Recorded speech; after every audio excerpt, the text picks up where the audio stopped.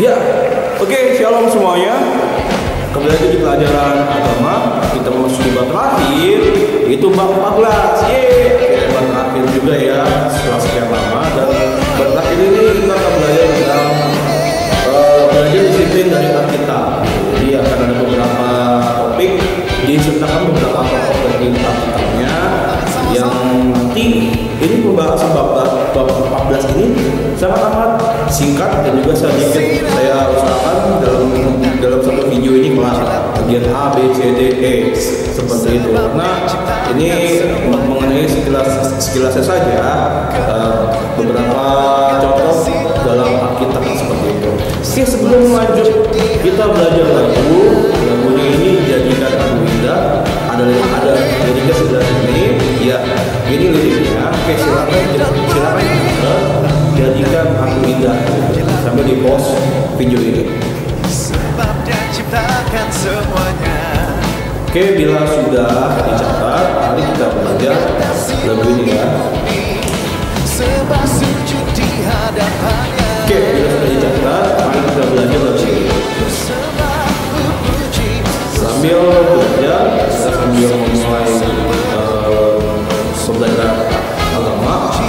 Sebab ku puji, ku sembah. Mari kita nyanyikan. Langsung kita berdoa.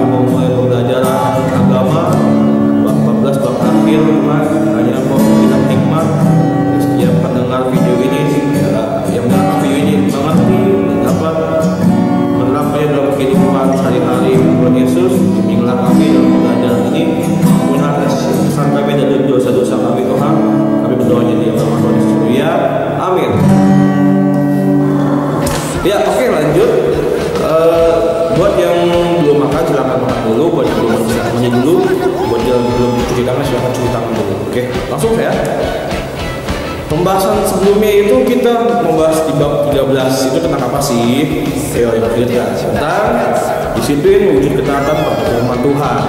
Di situ intinya kita belajar untuk mengerti bahwa kedisiplinan yang berlandaskan pada firman Tuhan itu sangat penting, dapat manfaat bagi diri sendiri, sama dan yang lebih terpenting yaitu untuk Tuhan. Bagaimana pertumbuhan rohanimu sangat bagus.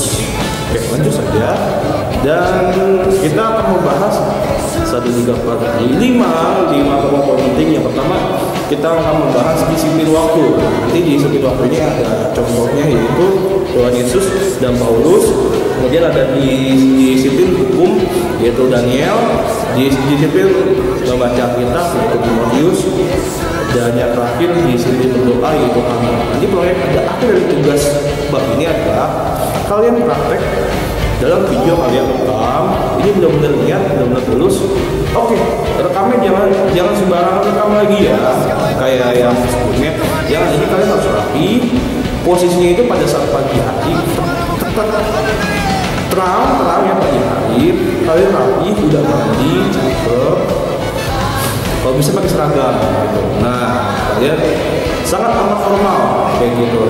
Sebelum itu kalian di dalam video itu kalian baca lagu rock dulu, kita penyembahan, lagu Mister terserah, mau lagu terserah, mau lagu terserah. Habis itu berdoa, habis itu kalian sharing saat itu, entah itu saat di hari itu, terus apa yang kalian dapat, terus komitmen apa yang kalian jalani gitu. Habis itu kalian tutup dalam doa, selesai, amin. Doa ini tentang apa bisa terserah lagi kembali lagi, tutup dalam doa. Kita itu di akhir dalam video itu kalian mau doa buat bangsa, mau doa buat keluarga, atau mau doa buat sekolah. Saya harap kalian sangat amat paham. Ini simpel kok gitu. Contohnya gini, misalkan renungannya ada di HP gitu, di aplikasi kita renungan hari ini ya, kita ingin share ini judulnya apa, terus habis itu kalian baca, habis itu kalian baca ayatnya, kalian baca ceritanya, terus kalian benar-benar jangan textbook. Jadi kalian harus menjelaskan ini. Jadi maksud dari renungan ini adalah untuk ini misalkan jangan mencuri. Jadi supaya kita jangan mencuri. Komitmen saya adalah saya nggak mau mencuri waktu Tuhan. Yang harusnya saya mau waktu untuk Tuhan, malah saya curi untuk waktu buat main-main kayak gitu, main game atau main apa gitu. Saya nggak mau lagi gitu. Contohnya ya, saya harap kalian bisa dikumpulkan kalian bisa secepatnya sebelum ujian akhir ya, sebelum ujian akhir minggu depan di Jumat. Ya, lanjut. Nah di bagian A, disiplin waktu itu poin pertama, ada pepatah mengatakan bahwa waktu adalah uang, time is money gitu. Artinya waktu itu sangat berharga, sehingga seseorang akan rugi jika tidak memanfaatkan waktunya dengan tepat. Itu orang-orang bisnis, orang-orang yang kerja, keuntungan materi gitu. Waktu adalah uang, time is money. Pokoknya waktu yang ada, waktu yang berjalan itu sangat amat berharga. Dipergunakan sebaik mungkin. Tidak ada waktu yang rehat, tidak ada waktu bermain, dan tidak ada waktu bercanda-bercanda seperti itu. Lanjut, pergunakanlah waktu dengan tepat dalam segala hal. Seperti jangan menunda tugas yang telah diberikan oleh guru-guru serta komisnya. Jadi kalian gunakan waktu itu yang ada, jangan nanti aja deh. Yang ada yang orang malah numpuk. Alasannya begadang ngerjain tugas. Lah dari kemarin kemana aja? Itu bahaya tuh. Jangan sampai kalian gunakan tugas dari guru, tugas dari kami itu sebagai senjata kalian untuk kalian begadang. Kan masih panjang waktu tidak seperti itu.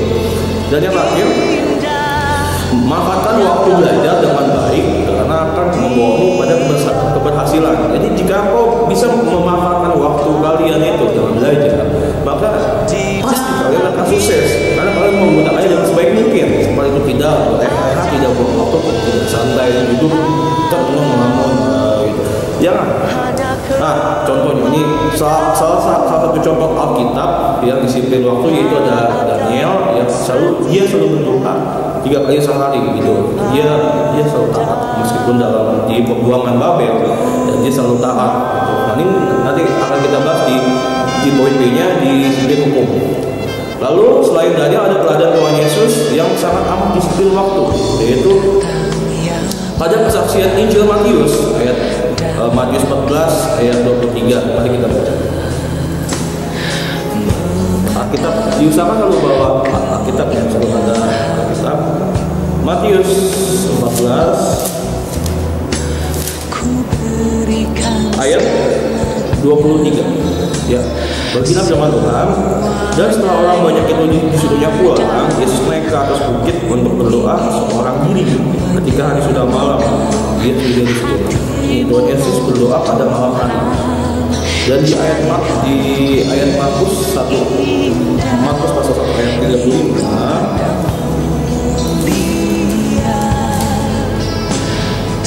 Beginilah firman Tuhan, pagi-pagi benar, waktu hari masih gelap, ia bangun dan pergi keluar, ia pergi ke tempat yang sunyi dan berdoa di sana. Wow, Tuhan amat luar biasa Tuhan Yesus.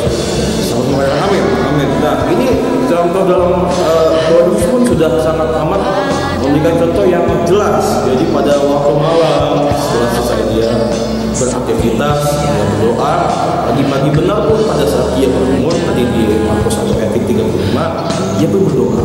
Wow, luar biasa sekali. Nah, selanjutnya ada disiplin waktu ditunjukkan dengan ketika sudah malam dan kita benar Tuhan Yesus memberikan teladan disiplin pada waktu pada rutinnya seperti itu. Selanjutnya di tengah pelayanannya Yesus menggunakan waktunya dengan baik untuk berdoa. Jadi meskipun Tuhan Yesus sibuk dalam pelayanan, dia tetap berdoa seperti itu. Meskipun Tuhan Yesus adalah Tuhan, tapi dia tetap memberikan teladan bahwa dia masih punya waktu, menggunakan waktunya untuk berhubungan dengan Tuhan. Segitu Tuhan sendiri itu memberikan contoh apa kita yang tidak ada apa-apanya ya, dan kita sering melakukan jam-jam doa yang harusnya itu untuk semakin mempererat hubungan kita sama Tuhan. Itu bahaya. Jangan sampai kalian di tengah pengorbanan waktu ini, di tengah sebenarnya belajar di rumah ini, kalian malah santai gitu. Kebanyakan yang lebih parahnya adalah karena kalian banyak waktu luang, kalian malah mengabaikan aktivitas baca kitab dan berdoa. Bahaya. Karena faktor kenyamanan itulah yang membuat kalian terlena. Lanjut. Pentingnya menggunakan waktu dengan baik juga ditekankan oleh Rasul Paulus pada jemaah di Efesus. Itu ada di Efesus 5 ayat 15 sampai 16. Kita buka lagi.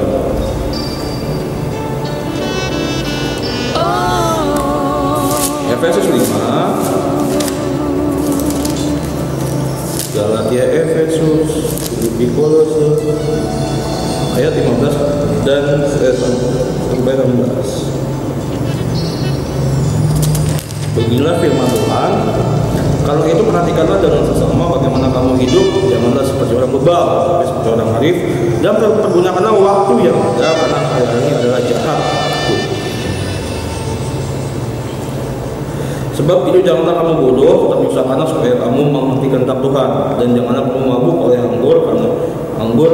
Sampai 16 saja ya, tadi sampai ayat, dan pergunakanlah waktu yang ada karena hari ini adalah hari yang jahat. Nah tuh, udah lihat kan sendiri kan, semakin hari semakin jahat, tapi kamu malah menggunakan waktunya yang dibuang-buang. Harusnya di ayat 16 tadi kalian mengerti dan pergunakanlah waktu yang ada seperti itu ya, jangan sampai kalian buang-buang waktu lagi. Oke, lanjut, kita masuk ke bagian B, disiplin hukum. Yaitu dimanapun kita berada, kita tidak pernah terlepas dari berbagai peraturan atau tata tertib atau hukum yang mengikat. Nah, meskipun kita berada dimanapun, berada di sekolah, berada di rumah, berada di jalanan, itu harus ada aturan yang harus kita taati. Misalkan kalau di jalan, di saat kalian berkendara, membawa kendaraan atau bawa motor, kalian harus menggunakan safety, yaitu helm, harus jaket, sarung tangan, apapun itu. Hal itu berlaku sama dalam kehidupan pelajar Kristen. Ada aturan yang harus ditaati sebagaimana kita tuliskan. Jadi sebagai kalian yang belajar Kristen, itu harus ada aturan yang sudah ditaati, terutama pada firman Tuhan. Harus kalian laksanakan begitu. Dan yang selanjutnya, kita menjelaskan perilaku yang sesuai dengan kehendak Allah. Contohnya itu ada Daniel. Jadi adanya firman Tuhan ini ada di hukum-hukum yang harus ditaati, sebagaimana pelajaran orang Kristen menaati firman Tuhan. Contohnya Daniel. Kita lihat. Daniel adalah salah satu warga Yehuda yang ikut ditawan ke Babel oleh Raja Nebukadnezar. Kalau ada yang tahu, teman-teman ada temannya di Babel itu yang nama dari bahasa Babel itu ada seorang bahasa Babel, tapi ada nama aslinya. Kalian baca ya. Terus habis itu bangsa Babel adalah bangsa yang tidak mengenal Allah. Ya, karena dia telah pokoknya kalau ada pemujaan yang puja adalah patung menolak kerajaan seperti itu. Daniel berpengetahuan tidak menajiskan dirinya dengan santapan raja dan menganggur yang biasa digunakan raja. Kenapa? Bukan karena itu tidak enak, bukan karena itu najis, gitu. Tapi apa yang sudah dipersembahkan itu tuh maksudnya. Jadi raja itu adalah Tuhannya Babel seperti itu. Jadi di saat mereka memakan makanan sama seperti raja, berarti mereka makan sesembahan atau persembahan yang telah dipersembahkan kepada raja. Jadi secara langsung mereka menyamakan dirinya jadi rajanya orang Babel, meskipun kedudukan sama seperti itu. Tapi kan dari tidak tahu, kalau dia tidak mau makan makanan apa yang sama oleh raja, karena pada saat di Babel itu raja itu didewakan, raja itu dituhankan seperti itu. Makanya dia mau makan makanan sayur dan dia terlihat sehat gitu. Oke, kemudian Daniel tidak mau sujud menyembah raja. Dia ini tadi yang sudah saya jelaskan. Kemudian Daniel dibuang ke gua singa. Lihat di Daniel 6 ayat 8 ya. Jadi supaya jelas kita baca.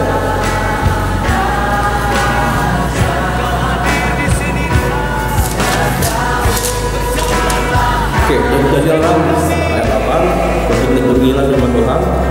Semua pejabat tinggi kerajaan ini, semua penguasa dan wakil raja, raja dan bupati belum terlepas supaya dikeluarkan kiranya suatu peraturan raja dan ditetapkannya suatu larangan agar barang siapa yang dalam 3 bulan ini menyampaikan permohonan pada salah satu dewa yang bisa kecuali pada tuanku ya raja, maka ia akan dilemparkan dengan buah singa. Jadi Daniel yang rajin doa kepada Allah Bapa, terus tiba-tiba dipergoki oleh beberapa orang yang saudaranya Daniel dan dibawa ke raja pada saat itu raja siapa? Raja Darius. Nah, yang dibawa ke singa, tapi mereka mengatur mulut singa sehingga singa tersebut tidak memakan Daniel. Hingga akhirnya orang-orang tadi yang duduk Daniel ini dibawa ke dalam singa. Singanya memakan orang-orang yang duduk dan lari seperti itu. Kalian baca ya. Keberadaan Daniel ini menunjukkan bahwa kedisiplinan atau taat kepada Allah yang utama, yaitu Daniel ini taat terhadap hukum Taurat di Keluaran 20 ayat 2 dan 3. Kita baca.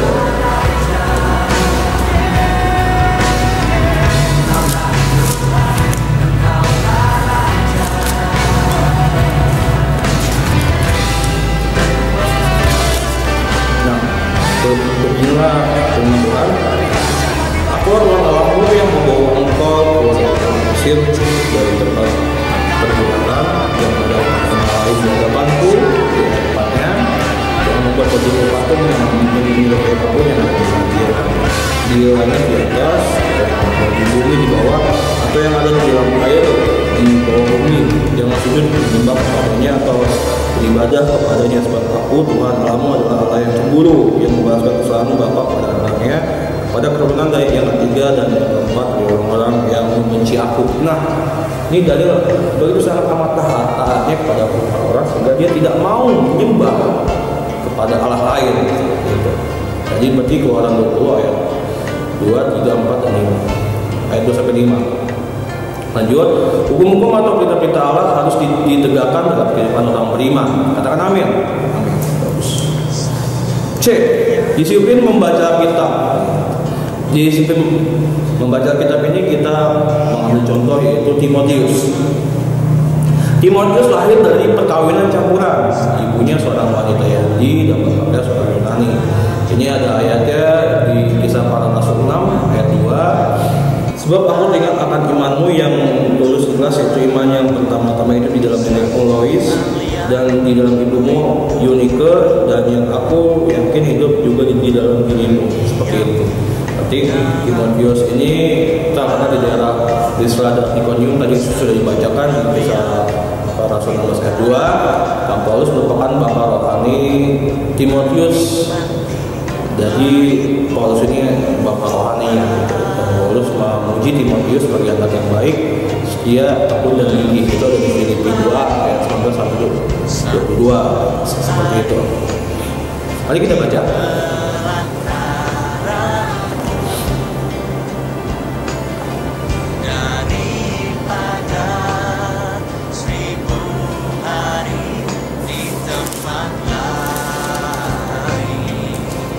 Filipi 2 ayat 19 sampai 22. Berbinas firman Tuhan, tetapi dalam Tuhan Yesus aku harap segera mengirimkan Timotius kepadamu supaya jangan juga terpukul tentang ihwamu, karena tak ada seorang padaku yang seadil dan sepikir dan aku yang begitu bersungguh-sungguh memperhatikan kepentinganmu, sebab semuanya mencari kepentingan sendiri, bukan kepentingan Kristus Yesus. Kamu tahu bahwa kesetiaannya telah teruji dan bahwa ia telah menolong aku dalam pelayanan Injil sama seperti seorang anak menolong bapaknya. Wow, Timotius sangat amat dipuji oleh Paulus. Seperti itu. Keberhasilan tidak lepas dari peran keluarga, nenek dan ibunya. Timotius tadi yang sudah dibacakan di 2 Timotius 1 ayat 5. Lalu kemudian Paulus mengingatkan terus agar Timotius bertekun membaca kitab-kitab suci. 1 Timotius 4 ayat 13. Yang pernah jemu-jemu membaca kitab. Amin. 1 Timotius 4 ayat 13. Beginilah firman Tuhan. Sementara itu sampai aku datang, bertekunlah dalam membaca kitab-kitab suci, dalam membangun dan dalam mengajar. Wow, sangat amat luar biasa. Jadi Paulus pun menitipkan pesan dia pernah jemu-jemu membaca kitab suci seperti itu. Karena kitab suci lah yang dapat memberi hikmat dan menuntun kepada keselamatan iman dalam Kristus Yesus. 2 Timotius 3 ayat 15. Kita baca lagi.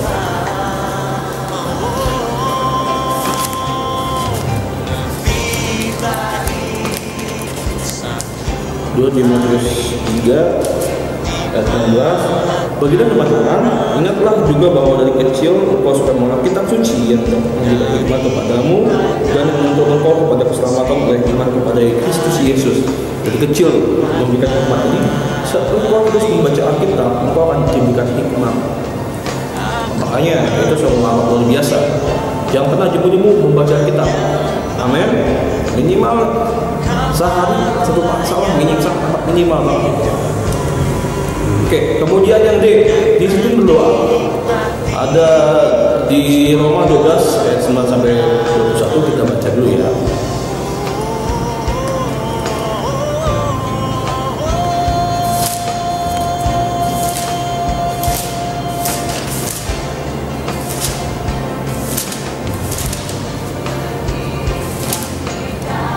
Roma 12 ayat 9 sampai 21, nasihat untuk hidup dalam kasih. Beginilah firman Tuhan, hendaklah kasih itu jangan pura-pura, berjodoh jaga dan orang yang baik. Kamu saling mengasihi sebagai saudara dan saling menggauli dalam budi hormat. Janganlah hendaknya kerajinan mengendor, tetapi menyala dan melayanilah Tuhan. Bersukacitalah dalam pengharapan, sabar dalam ciptaan, dan bertekunlah dalam doa. Kuncinya itu di ayat 12 ya. Tapi adik-adik teman-teman bisa baca sampai ayat 21 ya. Bertekunlah dalam doa di ayat 21. Di ayat 12 ya. Oke. Kita mengajak agar orang percaya selalu bertekun dalam doa. Tadi di ayat 12 tadi, disiplin dalam doa harus menjadi prioritas agar kehidupan orang yang percaya mengalami kemajuan yang kuat dalam segala keadaan. Jadi di saat kita sering berdoa, itu iman kita udah teguh, udah tahu. Itu mukjizat yang dilakukan oleh Tuhan Yesus bukan sekedar ia sebagai anak Allah, tetapi ia senantiasa memandangkan Bapa di surga melalui doa-doanya. Jadi itu yang sudah saya jelaskan. Jadi mukjizat yang Tuhan Yesus lakukan bukan hanya sekedar karena Tuhan Yesus itu Tuhan, tapi dia selalu meminta kepada Allah Bapa, dia selalu berdoa seperti itu. Maka dia berdoa adalah kemenangan orang percaya, sebagaimana ungkapan bahwa doa adalah nafas hidup orang percaya. Jika engkau tidak berdoa, maka engkau mati. Ayo, hari ini sudahkah engkau berdoa?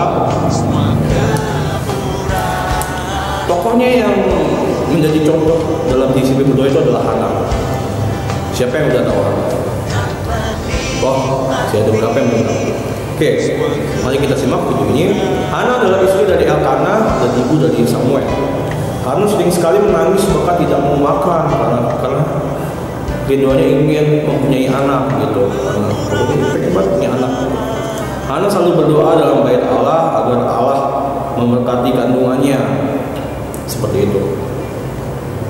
Hana bernazar kepada Allah bila nanti Hana mempunyai anak itu akan dipersembahkan kepada Allah. Allah pun mengabulkan permohonan doa Hana. Wow, sungguh sangat amat luar biasa. Ya, oke, kalian bisa baca di